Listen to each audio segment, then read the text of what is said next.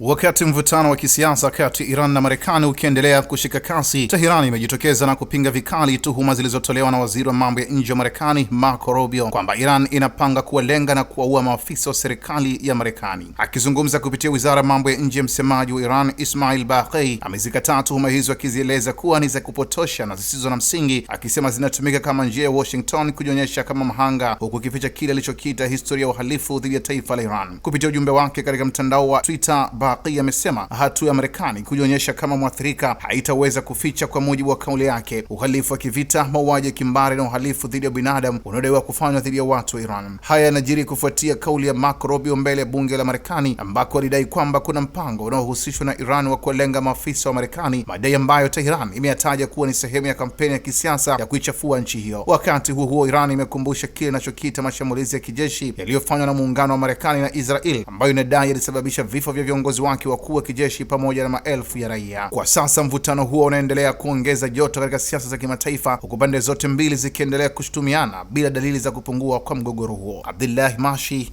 Kishki TV. Kishki TV, nuru ya dini yako.